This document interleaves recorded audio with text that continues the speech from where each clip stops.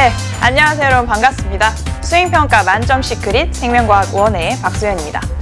여러분들 이미 OT에서 보고 왔겠지만 이 강좌는 바로 9강에 걸쳐서 수행평가 만점 받을 수 있는 팁을 대방출하는 시간이죠. 그래서 그 중에서 4강의 강의는 저와 함께 자료 해석 평가를 대비하는 것 위주로 공부를 하게 될 거고, 그다음에 나머지 5강은 현원석 선생님과 함께 주로 실험평가를 대비하는 강의로 구성이 되어 있죠. 선생님이 생각해보니까 박소 현원석의 이 콜라보레이션이라고 할 수 있는데, 선생님들이 평가하는 입장에서 자주 봐왔던 그런 실수들, 이런 것들에 대한 지적을 여러분들에게 마음껏 해드릴 테니까 그런 팁들 다 전수 받아서 꼭 만점 받으시길 바랍니다. 자, 선생님이 이 첫 강의 문을 열게 되었는데요. 오늘 같이 여러분들과 공부할 부분 어떤 내용일까요? 오늘의 만점 시크릿입니다. 여기 보면 생명과학의 탐구 방법이라고 되어 있고, 그다음에 귀납적인 탐구와 연역적인 탐구에 대해서 공부를 좀 해보겠다, 이렇게 구성이 되어 있죠. 그리고 마지막 부분에는 그 수행평가와 서술형평가 대비해서 좀 쓰는 요령에 대해서 알려드리는 시간 보너스로 잠깐 갖도록 하겠습니다. 자, 그러면 지금 옆에 날아다니고 있는 거 보이나요? 오늘 같이 공부할 부분의 주요 키워드인데요. 사실 이 5가지 키워드 중에서 귀납적 탐구 방법은 조금 빈도가 떨어지긴 하는데 그래도 소홀히 할 수가 없겠죠. 그래서 선생님이 지금부터 개념 정리를 쭉 해드리려고 합니다. 그 과정에서 이 귀납적 탐구 방법, 그다음에 연역적 탐구에서도 가설 설정, 변인 통제, 대조군 설정, 이런 것들이 어떻게 이루어지는지 같이 한번 집중해서 보도록 할게요. 자, 그러면 여기서 한번 전체적인 과정을 쭉 볼 텐데, 물론 이 탐구 방법, 탐구 과정에 대한 숙지가 잘 되어 있는 친구들은 이 단계를 건너뛰고 만점을 위한 그런 공략 팁 그 부분으로 바로 가셔도 괜찮습니다. 왜냐하면 다른 어떤 강의를 찾아보지 않고도 이 강의로 한 번에 좀 정리할 수 있도록 선생님이 마련해 놓은 순서이기 때문에 같이 간단히 과정 한번 보도록 할게요. 자, 일단은 귀납적인 탐구 방법입니다. 여러분들 귀납법 하면 뭐가 떠올라야 돼요? 뭐가 주가 되는 탐구 방법이다. 그렇죠? 관찰이 주가 되는 방법이다. 그리고 여기서 반드시 하나 알아야 될 거, 여기는 무슨 단계가 없다. 가설, 설정 단계가 없죠. 이 정도는 공부를 한 친구들이라면 지금 이제 머릿속에서 팍팍 나와야 되는데, 그럼 전체적인 과정 한번 훑어볼게요. 자, 일단은 자연 현상을 두루두루 관찰합니다. 그쵸? 여러 가지를 보다 보면 그 중에서 한 가지 내가 정말 관찰하고 싶은 주제가 선정이 되거든요. 그래서 거기 포인트, 초점을 맞추는 거죠. 자, 그 다음엔 어떻게 해야 돼요? 그 주제를 어떻게 관찰할지 절차를 고안하는 그런 과정이 있어야 됩니다. 그래서 어떤 방법으로 어떤 절차에 따라서 관찰할지가 굉장히 중요한 부분 중에 하나고요. 그 다음에는 관찰을 수행하고, 그리고 관찰 결과의 해석 및 결론 도출의 단계가 있습니다. 이런 식으로 여러 가지 데이터들이 차곡차곡 쌓여 나가면서 어떤 일반화된 하나의 과학적 지식을 이루게 되는 거죠. 그래서 혹시라도 이런 과정에 걸쳐서 이루어지는 탐구가 있는 경우에는 귀납적 탐구구나 해서 거기에 맞춰서 해석을 하시면 될 것 같고, 그래서 귀납법에 대해서는 이 정도로 정리하도록 하겠습니다. 자, 그럼 우리의 주요 포인트 누구예요? 연역적인 탐구 방법이죠. 그래서 연역법은 어떻게 다른지 같이 살펴볼 텐데, 아까 귀납법은 관찰이 주라면 여기서는 키워드가 가설이 되겠죠. 그렇죠? 그래서 어떤 과정으로 이루어지는지 지금부터 보겠습니다. 그런데 여러분들 지금 나오는 이 순서는 반드시 암기를 하셔야 돼요. 그래서 하나하나 차근차근 보도록 할게요. 일단 첫 번째로는 관찰로 시작하는 거는 아까 뭐랑 비슷해요? 귀납법이랑 크게 다르지 않죠? 근데 그 다음의 순서들이 좀 많이 다릅니다. 자, 관찰을 했어요. 그러다 보면 어떤 한 가지에 대해서 저게 왜 저렇게 되는 거지? 하고 이렇게 물음표가 뜹니다. 그래서 문제 인식하는 단계라고 얘기를 하고요. 그럼 문제를 인식했어요. 그럼 답을 찾아봐야 되겠죠? 근데 지금 답을 모르는 상태이기 때문에 임시 해답이라고 할 수 있는 가설을 설정해요. 그래서 이 가설, 임시적인 해답, 임시 설명을 설정한다는 것이 이 과정의 포인트고, 그럼 이게 맞는지 틀린지 검증해 봐야 되지 않겠습니까? 그래서 그 다음 단계가 탐구를 설계하는 단계. 설계했으면 그거에 맞게 수행을 해야 되겠죠? 그러면 탐구를 하고 나면 뭐가 발생할까요? 바로 어떤 데이터, 결과가 발생할 겁니다. 그러면 그것들을 분석해내는 단계가 필요하고, 그 결과를 분석해서 그걸 바탕으로 뭘 이끌어내요? 바로 결론을 도출해야 되죠. 이 결론의 형태는 이 가설이 맞는지 틀린지가 결론이 됩니다. 그래서 쭉 이렇게 탐구를 해봤더니 얘가 맞더라, 아니면 틀렸더라. 그래서 만약에 틀렸다면 다시 가설을 재설정해서 다른 실험을 해봐야 될 거고, 가설이 맞았다 하더라도 여러 번의 반복 실험을 거쳐서 일반화시키는 과정이 있어야 될 거예요. 그래서 이런 과정, 그래서 이따가 이 순서 맞춰보는 그런 문제도 있기 때문에 꼭 암기를 하셔야 되고, 지금부터 할 얘기는 이 탐구 설계에서 꼭 주의해야 할 그런 상황들에 대해서 한번 보도록 하겠습니다. 자, 저기까지.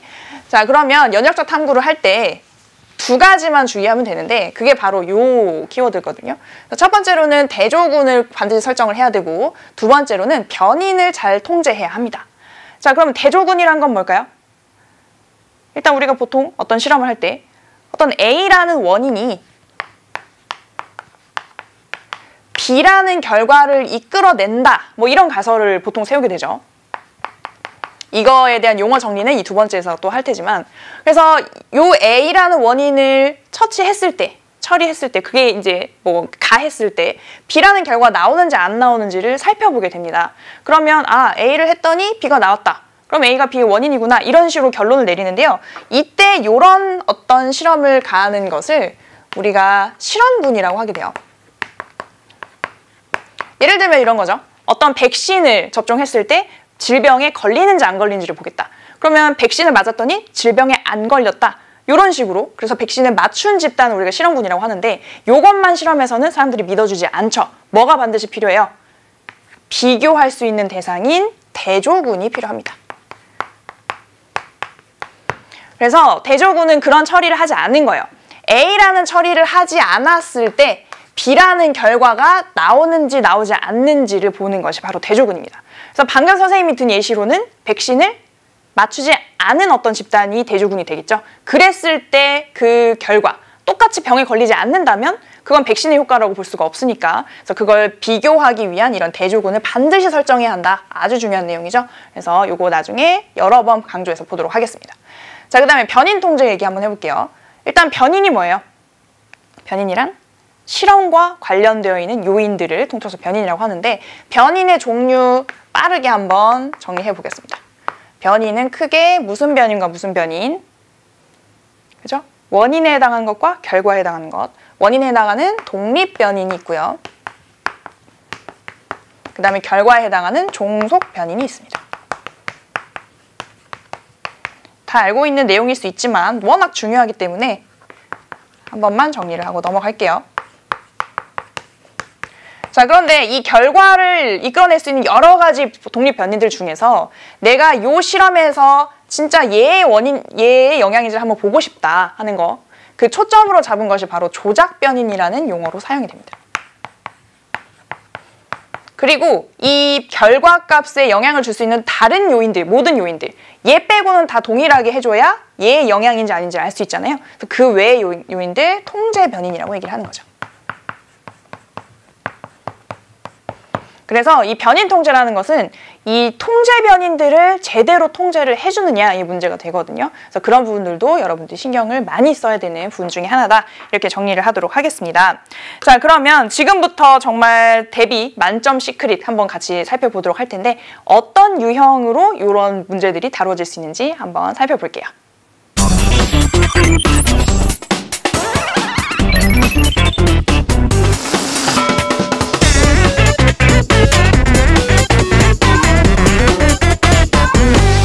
네, 이 탐구 방법과 관련된 수행평가는 굉장히 다양한 유형으로 제시될 수가 있어서 선생님이 3가지 유형을 만점 공략 팁으로 그 시크릿으로 넣어놨죠. 그래서 하나하나의 유형별로 어떤 문제가 출제될 수 있는지를 같이 살펴보도록 하겠습니다. 자, 그럼 여기 첫 번째 유형에 대한 설명이 나와 있는데요. 일단 한번 살펴보면, 첫 번째로는 연역적 탐구 방법에 따라서 실험을 직접 설계하고 수행하는 그런 평가가 이루어질 수 있다. 이거는 개별 평가도 가능하고 조별 평가도 가능하겠죠. 그래서 이 실험 주제는 굉장히 다양할 수 있어요.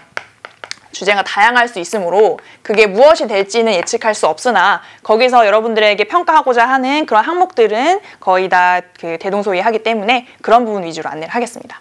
자, 지금 선생님이 제시한 이 예시는 효모의 무산소 호흡이라는 실험 주제예요. 그래서 이거 아직 안 배운 친구들도 있을 수 있는데, 3단원 첫 부분의 내용이죠. 3단원의 생명활동과 에너지 부분에서 나오는 실험인데, 이 실험평가 자체에 대한 대비는 현호서 선생님이 효모의 그 세포호흡이라는 주제로 다뤄져 있을 테니까 그거 한번 찾아보시면 될 것 같아요. 선생님은 간략한 설계에 대한 내용만 얘기를 하겠습니다. 자, 여기 실험 주제가 제시되어 있습니다. 실험 주제는 호흡 기질에 따른 무산소 호흡의 속도를 비교해보자. 아직 안 배운 친구들은 너무 어려운 말들이 있어가지고, 그러니까 호흡 기질이라는 것은 우리가 세포호흡을 할 때 유기물을 분해해서 에너지를 얻잖아요. 그 분해할 때 사용되는 유기물, 그게 호흡 기질이에요.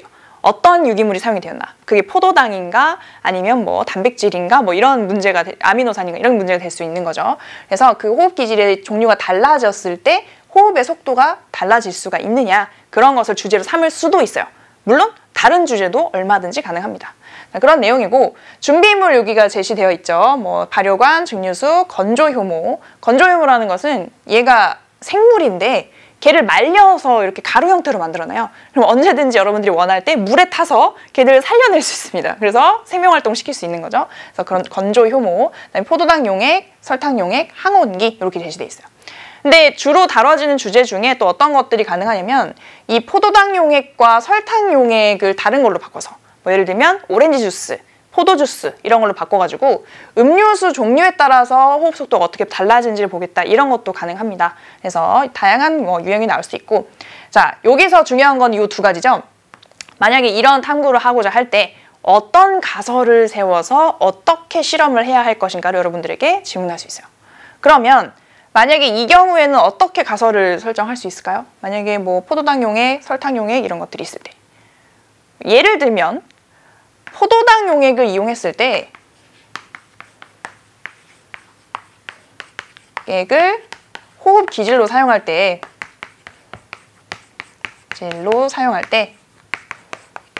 뭐가 어떨 것이다. 뭘 비교해야 돼요? 무산소 호흡의 속도를 비교해야 되죠.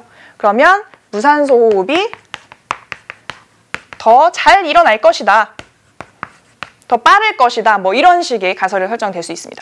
근데 가설은 보통 뭐뭐 할 것이다 이렇게 예측하는 형태로 많이 사용이 되죠. 우리 그 교육과정에서 그렇게 많이 예시가 들어져 있는데, 그래서 이런 가설을 세웠다면 그거를 검증하기 위한 실험을 설계해야 돼요. 그럼 여러분들 어떻게 설계하겠어요? 일단 이 실험을 잘 모를 수 있으니까 선생님 옆에다 한번 그려볼게요. 요렇게 생긴 게 발효관인데요. 짠. 뭐 구체적인 그림 형태는 현호석 선생님이 실물을 통해서 알려주실 겁니다. 자, 이렇게 생긴 게 발효관이에요. 그러면 여기다가 뭐를 넣냐? 꽉 채워서 용액을 집어넣습니다. 어디까지요? 요쪽까지. 그래서 들어갈 수 있는 입구는 여기밖에 없거든요. 그래서 여기 끝에까지 이렇게 잘 흘려서 넣어줘야 돼요. 그러면 여러분들이 만약에 포도당 용액을 사용해서 호흡하는 걸 보고 싶다. 그럼 여기다 뭘 넣어주냐면 포도당 용액과 무엇을 섞어야 될까요? 얘를 이용할 수 있는 생물을 넣어줘야죠. 그게 바로 효모죠. 효모를 건조효모 상태로 넣으면 안 되고 이제 용액에 풀어가지고 생명활동을 할 수 있는 상태에 효모액 상태로 만들어서 넣어줍니다. 이렇게 해서 이렇게 넣은 것을 해놓고, 그러면 세포호흡을 했다, 무산소 호흡을 했다는 것은 어떻게 증명이 되는 거냐면 여기서 뽀글뽀글 기체가 막 발생해요. 기포가 올라옵니다. 그러면서 점점 수면이 내려가거든요. 여기 기체가 가득 차면서.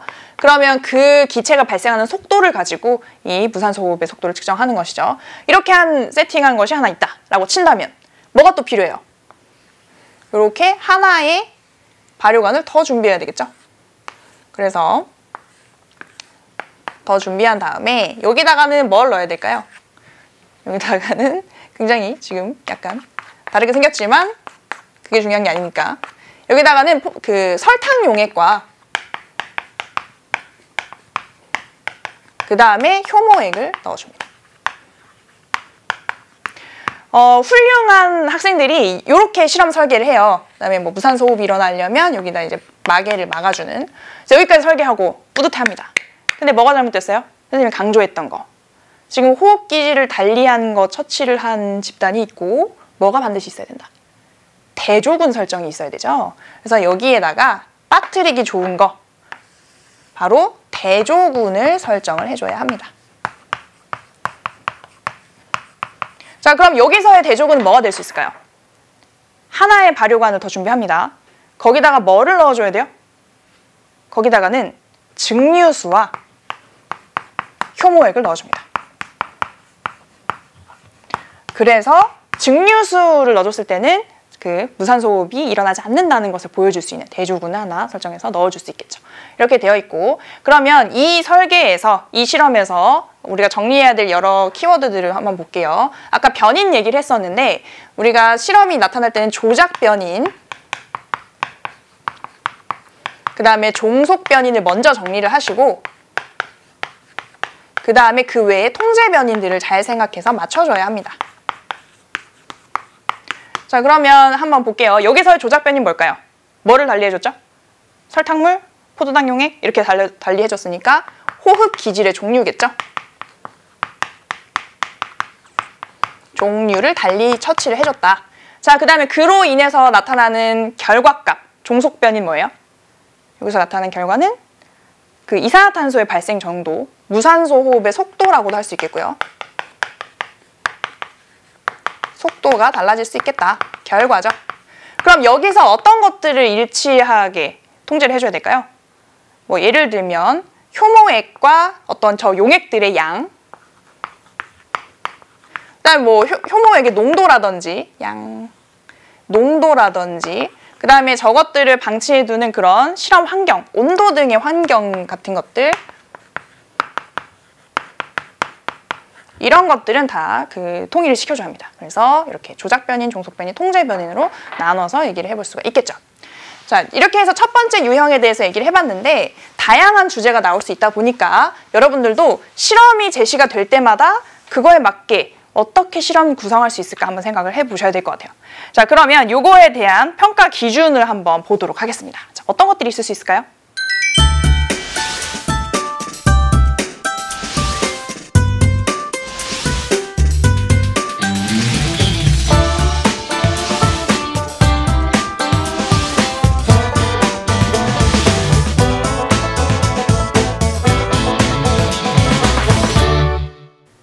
네, 물론 학교마다 선생님마다 기준이 굉장히 달라질 수 있지만 이런 항목들이 가능하겠다 싶어서 선생님이 정리를 좀 해봤고요. 그러면 이 첫 번째 유형에서 좀 팁으로 강조해야 될 부분 3가지 한번 정리를 해보겠습니다. 자, 첫 번째 팁은 바로 만점 공략 콕콕인데요. 가설과 실험 설계의 내용이 일치하도록 해야 한다.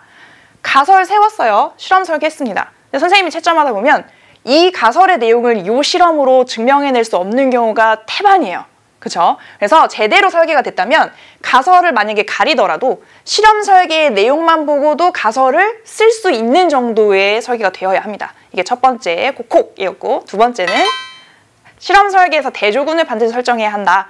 물론 아주 드문 경우 대조군 설정할 수 없는 경우도 있어요. 근데 우리 교육과정에서 대부분은 대조군 설정 반드시 하셔야 됩니다. 그다음에 세 번째로는 조작 변인이 뭔지 일단 파악해요. 내가 초점으로 두고 싶은 그 변인이 무엇인가. 나머지는 어떻게 돼요? 철저하게 통제를 해줘야 된다 하는 거. 그래서 그런 통제되지 못한 부분에서 오류가 발생하지 않도록 하는 것이 이 부분의 핵심이라고 할 수가 있겠습니다. 자, 그러면 두 번째 유형 같이 한번 보도록 할게요. 자, 두 번째는 제시문을 분석해요. 그래서 어떤 그냥 평가지로 제공이 된다는 거죠. 그래서 탐구 단계, 변인, 대조군 및 실험군을 찾도록 만드는 그런 개별 평가들이 여기서 이루어질 수 있습니다. 자, 실제로 선생님이 했던 어떤 하나의 평가가 여기 제시가 되어 있는데 여기 철수가 나오거든요. 한번 볼게요. 철수가 이게 캠핑을 가가지고 그 손전등을 켜봤더니 불이 안 들어오는 거예요. 그래서 그 이후에 일어난 탐구 과정을 순서에 따라서 한번 나열을 하고 그 다음에 거기에 해당한 탐구 과정의 명칭을, 단계를 한번 적어봐라 이렇게 돼 있습니다. 근데 굉장히 많은 학생들이 못 적었거든요. 탐구 단계에 헷갈려 하더라고요. 그래서 지금 한번 대비를 해볼게요. 일단은 막 섞여 있기 때문에 전체적으로 한번 읽어보면 손전등의 전구를 새 걸로 바꿔 끼웠대요. 그리고 손전등의 불이 켜지지 않는 사실을 알게 되었다. 그 다음에 필라멘트가 끊어졌을 것이다 라는 생각을 했고 불이 켜졌답니다. 자, 그리고 이 손전등은 전구의 필라멘트가 끊어져서 불이 켜지지 않았던 것이다. 왜 이 손전등은 불이 켜지지 않는 것일까? 자, 쭉 흐름이 정리가 되죠? 그죠? 그럼 뭐가 제일 처음일까요? 이렇게 딸깍딸깍 해봤더니 어떻더라? 불이 켜지지 않는다는 사실을 알게 됐다. 그죠? 이게 아무래도 제일 첫 단계일 겁니다. B의 단계. 자, 그 다음에 뭘까요? 그러면 이거 왜 불이 안 켜지지? 하는 문제인식을 하게 되겠죠. 그래서 F가 그 다음. 그러면 의문을 가졌어요. 뭐 해야 되죠? 왜 그런지를 생각해야 되죠. 그죠? 그래서 전구의 필라멘트가 끊어져서 그렇게 됐을 것이다 라는 어떤 임시 해답을 제시합니다. 자, 그리고 나서 어떻게 돼요? 필라멘트 문제일 거다라고 생각을 했다면 그럼 새로운 전구로 바꿔 끼워 봐야죠. 그래서 바꿔 끼웠습니다. 그랬더니 어떻게 돼요? 불이 켜졌다. 그럼 그 다음에는 실제로 필라멘트 때문이었구나. 그래서 켜지지 않았던 것이구나 라고 이렇게 얘기를 하는 거죠. 이렇게. 일단 순서는 이렇게 되고요. 이거 자체도 굉장히 많이 틀렸고, 그리고 여러분들 주의하셔야 될 게 이런 순서를 물어보는 경우에는 부분 점수 주기가 굉장히 어려워요. 그래서 중간에 하나라도 잘못되면 전체적으로 점수가 깎이는 경우가 있으니까 주의하시고요. 그러면 각각의 단계, B라는 단계는 어떤 단계죠? 알게 되었다. 이거는 본 거죠. 켜지나 안 켜지나. 그래서 관찰이라고 볼 수 있습니다. 그 다음에 F는 뭐예요? 왜 안 켜지는 것일까? 문제 인식을 한 거죠. 그 다음에 C라는 단계에서 그럴 것이다. 가설을 설정한 거고요. 그 다음에 A 단계는 뭐예요? 그래서 바꿔 끼워봤다. 뭐를 수행한 거죠? 탐구를 머릿속에서 설계해서 수행한 거죠. 그래서 탐구, 설계 및 수행이 한 단계로 이렇게 제시가 되어 있습니다. 자, 그 다음에 수행을 해봤더니 D에서 불이 켜졌다. 이거는 뭐에 해당돼요? 결과에 해당이 되는 거죠. 결과. 그 다음에 E는 그걸 통해서 실제 이 가설이 맞는지 틀린지 얘기하는 결론 도출의 단계이다. 그래서 선생님이 이런 수행평가를 해본 다음에 여러분들이 이 단계의 암기에 취약하구나 하는 생각을 했어요. 그래서 이런 것들도 반드시 대비를 해야 될 것 같습니다. 자, 그럼 이런 유형이 있을 수 있고, 그 다음에 또 한 가지 선생님이 제시를 했는데 막 글이 길죠. 근데 사실 이렇게 길면 길수록 여러분한테 많은 정보를 제시해주고 있는 거라고 보시면 돼요. 일단 한번 쭉 읽어보겠습니다. 어떤 생명과학의 탐구 사례인데 아까 그 유형에 같이 묶여 있는 거예요.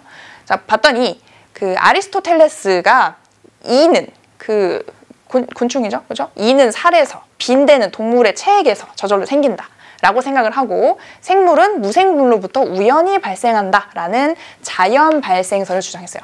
어떤 이제 동물들 중에 이랑 빈대를 제시를 했죠.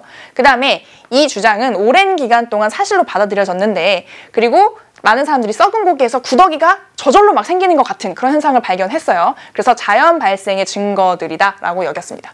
그런데 뭔가 이상했던 거죠. 레디가 처음으로 자연 발생설을 부정하는 실험을 했어요. 아니구나. 그거 아니고 다른 게 맞구나. 자, 그래서 봅시다. 레디는 2개의 병에 작은 고기 조각을 넣었어요. 그리고 하나는 뚜껑을 덮지 않고, 자, 뭔가 다르죠? 하나는 뚜껑을 덮지 않았고 다른 하나는 천으로 입구를 막았습니다. 달리 처치를 했고요. 며칠 후에 뚜껑이 없는 병의 고기 위는 구더기가 우글거렸지만 입구를 막은 병에서는 구더기가 발생하지 않았음을 관찰하였다. 여기까지가 제시문입니다. 자, 그리고 나서 질문이 이런 식으로 제시될 수 있어요. 위 실험에 대조군과 실험군을 각각 쓰시오. 그럼 여러분들 어떻게 쓸 수 있을까요? 여기에 대조군과, 근데 이거 생각보다 헷갈려들 하더라고요. 실험군이 있다. 뭐가 처치를 가한 집단이고 뭐가 가하지 않은 집단일까를 보면 지금 여기서 입구를 막고 안 막고의 차이인 거잖아요. 그러면 막은 게 실험군이겠어요? 안 막은 게 실험군이겠어요? 막았다는 것 자체가 뭔가 처리를 한 거잖아요. 그래서 여기서는 입구를 막은 병이 실험군이고요. 대조군은 입구를 막지 않은,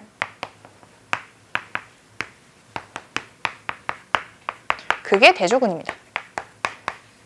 그래서 레디의 실험 같은 경우는 단골로 출제되는 어떤 내용이기 때문에 이렇게 제시를 해봤고, 그 다음에 이런 것도 물어볼 수 있지만 두 번째 질문으로 이 실험의 변인들에 대해서 물어볼 수 있어요. 일단 조작 변인과 종속 변인 먼저 정리를 좀 해보는 게 편하죠. 지금 여기서의 원인에 해당하는 거 뭐예요? 뭐를 막았느냐? 입구를 막았느냐 안 막았느냐? 그래서 입구 개폐 여부, 그게 조작 변인이라고 할 수 있어요. 이렇게. 그럼 종속 변인, 결과값은 그거에 따라서 뭐가 달라졌죠? 뭐의 발생? 구더기의 발생 여부.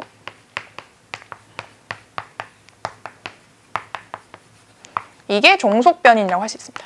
그러면 여기서 통제 변인 3가지는 뭐라고 할 수 있을까요?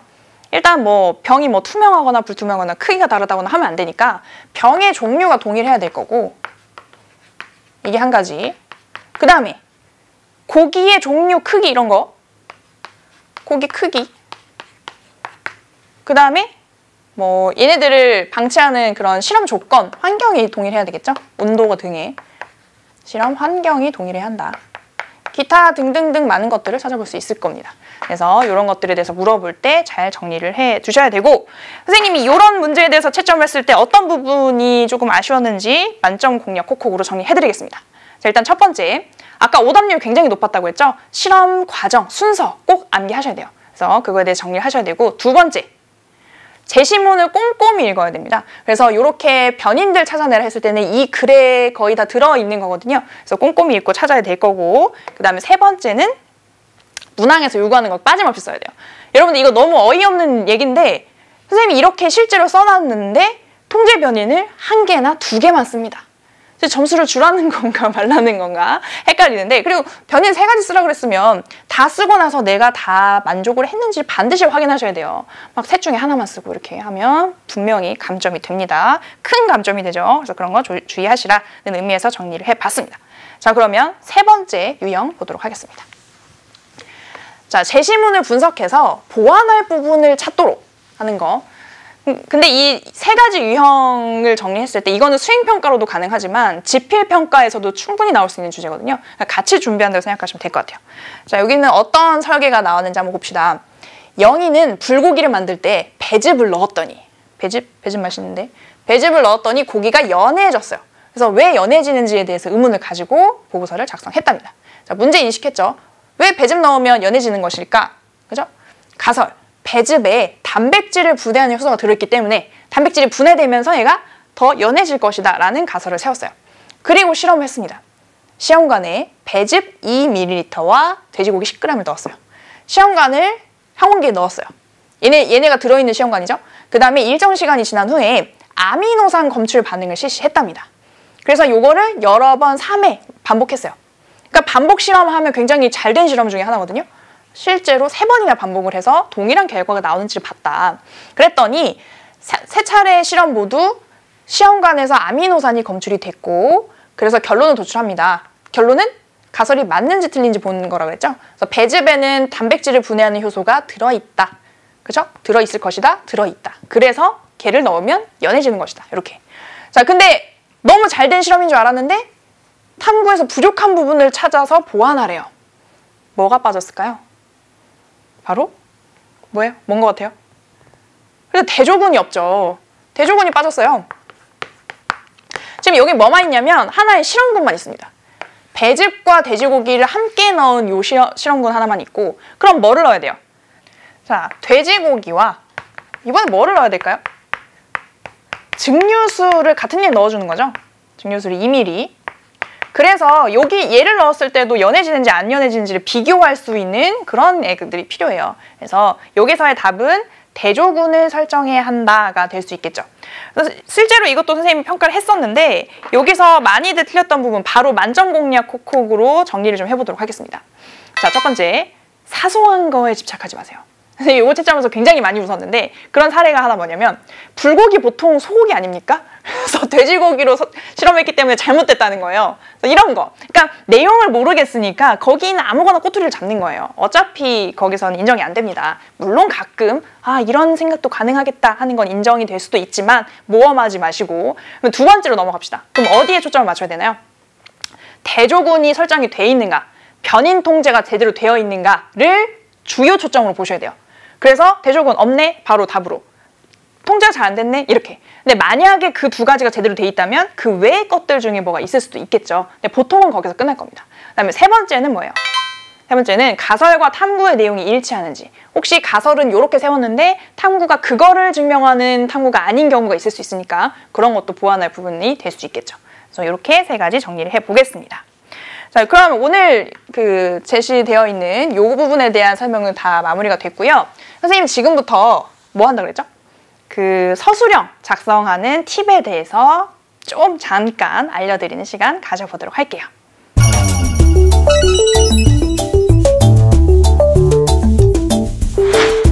자, 자, 여러분들이 가장 많이 하는 실수 중에 하나가 데이터를 바로 주장으로 연결하는 겁니다. 바로 다이렉트로. 그래서 선생님이 이렇게 정리했죠. 데이터를 바로 주장으로 연결시키지 말 것. 이렇게 되어 있습니다. 자, 그럼 예시를 보면서 설명할게요. 예시 답안 1을 한번 읽어볼까요? A 용액을 넣어준 발효관에서 수면이 더 많이 내려갔으므로 A 용액에서 무산소 호흡의 속도가 더 빠르다. 만약에 어떤 용액과 무산소 호흡의 속도를 비교해서 서술하라는 어떤 그 문제가 주어졌을 때 이렇게 답변을 할 수도 있고요. 예시 답안 두 번째 한번 보겠습니다. A 용액을 넣어준 발효관에서 수면이 더 많이 내려간 것을 관찰했는데 여기까지는 동일하죠. 그런데 이는 B 용액에 비해서 같은 시간 동안 발생한 이산화탄소의 양이 더 많다는 것을 보여준다. 이산화탄소는 호흡의 결과 만들어지는 생성물이므로 생성물의 양이 증가하는 속도를 통해 A 용액에서 무산소 호흡이 더 빠르게 일어남을 알 수 있다. 이렇게. 여러분들이 보기에는 어떤 게 더 훌륭한 답안인 것 같아요?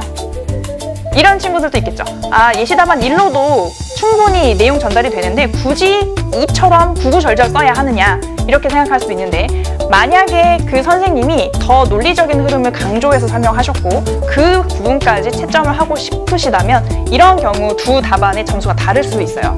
그래서 선생님이 하나의 구조도를 한번 보여드리도록 하겠습니다. 자, 논리적 글쓰기의 구조라고 되어 있는데 첫 번째로는 우리가 실험 결과 또는 뭐 데이터라고 할 수 있는 어떤 값이 있죠. 근데 여러분들이 일반적으로는 이 데이터를 바로 주장으로 연결합니다. 방금 전에 수면이 더 많이 내려갔으므로 더 빠르다. 이게 여러분들이 일반적으로 서술하는 그런 흐름이라는 얘기죠. 그런데 더 좋은 답이 되기 위해서는 중간에 이런 정당화라는 것이 추가되어야 합니다. 그래서 이 결과가 왜 이런 주장으로 연결되는지 그 가운데를 설명하는 것이 있어야 훨씬 더 논리적으로 탄탄한 글이라고 할 수가 있겠죠. 그래서 이런 연습을 여러분들이 1학년 때, 2학년 때부터 꾸준히 해온다면 정말 만점에 가까운 그런 답안들 충분히 써낼 수가 있습니다. 그래서 이런 부분들의 연습을 계속해서 이 구조에 맞춰서 쓰는 연습 많이 해보시면 좋을 것 같아요. 그래서 선생님의 팁 여기까지 정리하겠습니다. 네, 오늘 첫 번째 시간 진행이 됐는데 생각보다 많은 내용이 압축적으로 들어가 있었습니다. 그만큼 선생님이 많은 걸 알려주고 싶어서 준비를 했는데 이제 다음 강의부터는 실험평가가 쭉 제시가 되거든요. 그래서 그런 부분들 미리 한번 교과서에 있는 내용 읽어보고 같이 공부해보면 좋겠죠. 그래서 같이 수행평가 만점 받을 수 있도록 열심히 공부해보도록 합시다. 자, 그럼 오늘 고생 많이 하셨고 다음 시간에 또 만나도록 하겠습니다.